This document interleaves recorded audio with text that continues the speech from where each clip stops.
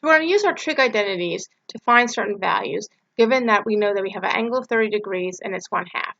Well, complementary, we talked about complementary angles, and 60 plus 30 is 90, and two angles that add up to 90 are complementary.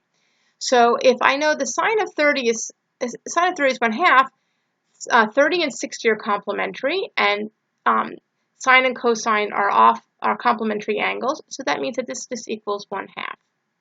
Now for this one is 30 degrees, and I'm going to use the fact that sine squared of 30 degrees plus cosine squared of 30 degrees equals 1. I'm going to plug in, I have 1/2 for sine, I'm going to square that, plus cosine squared of 30 degrees equals 1. This is a quarter, I can subtract a quarter from both sides, and I have cosine squared of 30 degrees equals 3/4. 1 minus a quarter is 3/4.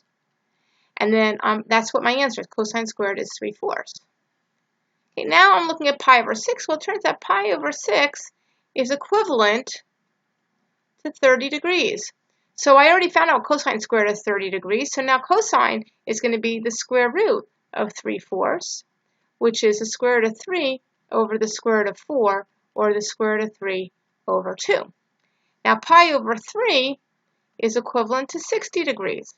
So if I have sine of 60, remember 60 and 30 are complementary, that means that the sine of pi over 3 is the same as cosine of pi over 6, so it equals radical 3 over 2.